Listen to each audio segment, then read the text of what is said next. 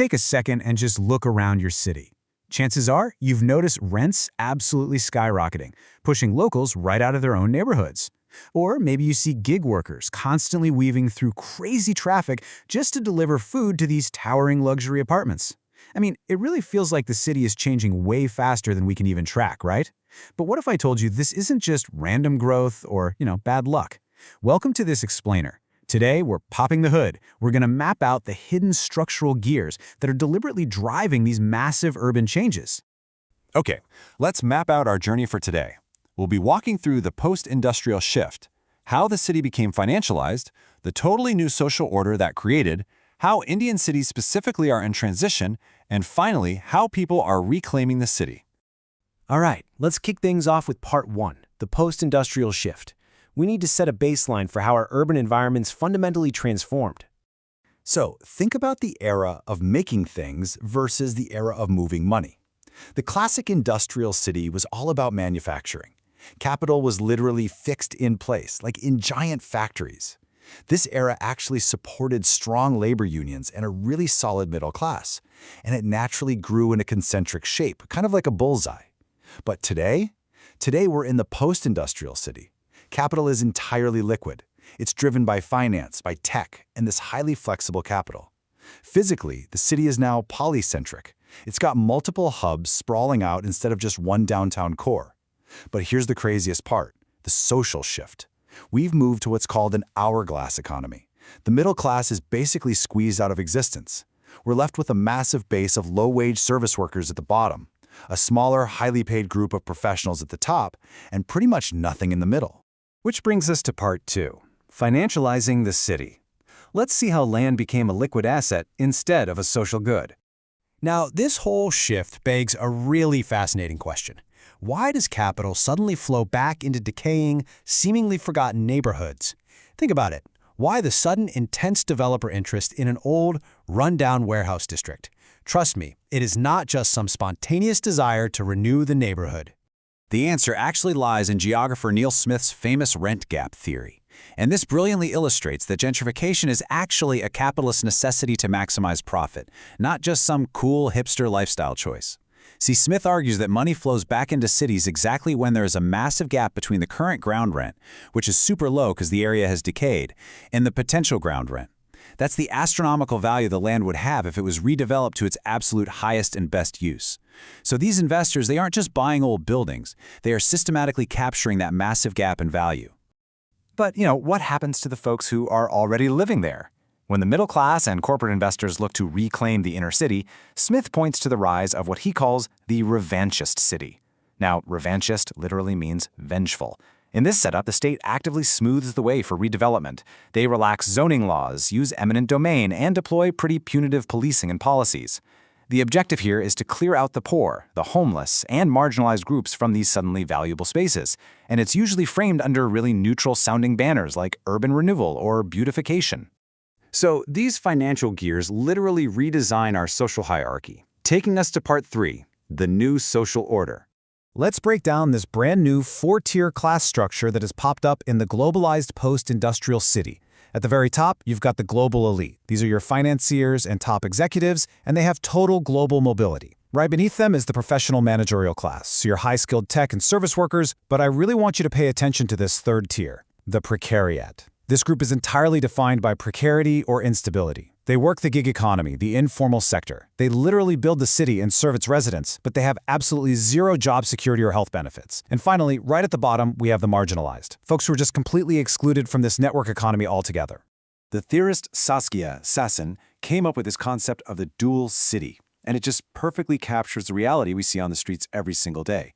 In these global command centers focused on high-end finance and tech, society essentially splits in two. You've got an ultra-high-income professional class on one side, and right alongside them, a low-wage service class that is required to support them. The cleaners, security guards, gig workers. Just think about the everyday sight of a Zomato or Swiggy rider waiting outside a gleaming luxury high-rise. They are physically woven into the city, but totally socially and economically fragmented from it.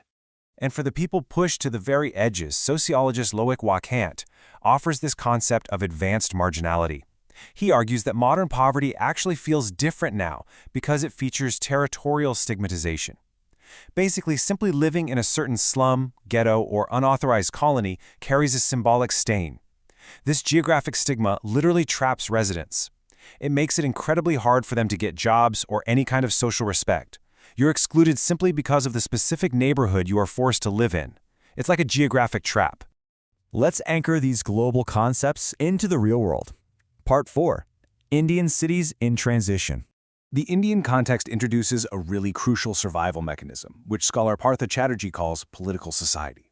So, while the elite live comfortably in civil society with formal property rights and legal protections, the urban poor are forced to navigate this political society. Because they often occupy land illegally or work in the informal sector, they don't have those formal legal rights. Instead, their entire survival depends on constantly negotiating with the state and politicians through informal, sometimes illegal arrangements. It's like trading votes to ensure their homes aren't bulldozed. It is a highly fragile, very temporary logic of survival. If we look across India's major cities, we can see some very distinct structural drivers at play. In Mumbai, the primary driver is the financialization of real estate, and that results in extreme vertical segregation. We're talking luxury skyscrapers towering directly over massive slums. In Bangalore, the IT sector is the main engine, which creates these globalized enclaves, like massive, isolated IT parks. And then in Delhi, you have state-led, quote-unquote, world-class planning acting as the driver. That approach dominantly results in peripheral displacement, basically pushing the poor far, far outside the city center. Let's zoom in on Mumbai for a second to see that rent gap theory we talked about earlier in action. The transformation of central Mumbai's mill lands, an area known as Girangaon, is the absolute classic example of post-industrial restructuring. Back in the 1980s, these textile mills were a space of production. They provided stable jobs for a huge Marathi-speaking working class. But as capital pivoted away from making things and toward highly profitable real estate, the mills were shut down. By the 2000s, this whole area was completely gentrified into a space of consumption. Now it's filled with luxury malls like High Street Phoenix and sleek corporate hubs. The original working class residents were displaced out to the distant peripheries, while the central space was basically captured by the global elite. And these dynamics are creating stark geographical crises today. In Bangalore, you have highly paid software engineers living in Mediterranean-themed villas right inside the IT corridors. Meanwhile, the very construction laborers and domestic workers who build and maintain those exact villas are pushed into temporary labor colonies without even running water. Over in Delhi, the state's push to beautify the city ahead of mega events like the Commonwealth Games or the G20 resulted in thousands of slum demolitions. It forcibly moved residents to fragmented areas out on the periphery, completely cutting them off from their livelihoods. And on a global scale, we're seeing climate gentrification. The wealthy are claiming the environmentally safe high ground, while the urban poor get pushed into flood-prone outskirts or totally suffocating heat islands with zero tree cover. This brings us to our final section, Part 5, Reclaiming the City, because people are absolutely pushing back. The post-industrial city is without a doubt a contested space. Marginalized groups are demanding agency and infrastructure, and they're doing it through some really distinct forms of resistance. The first is the right to the city. This is a movement demanding that urban space be treated as a shared public good for everyone rather than just an exclusive financial asset for a few. The second is what scholar Ananya Roy calls subaltern urbanism. This is resistance happening directly within the informal city itself. It's when slum dwellers use their collective numbers to demand basic infrastructure, effectively fighting to rewrite those top-down master plans completely from the bottom up. Because when we look at the gated communities, the evicted neighborhoods, and the towering luxury malls, we really have to remember that this new social order is not just some happy coincidence of tech growth, it is politically produced. As noted in the source material, the fragmentation of space is a physical map of the fragmentation of our social justice. Physical geography literally reflects human rights.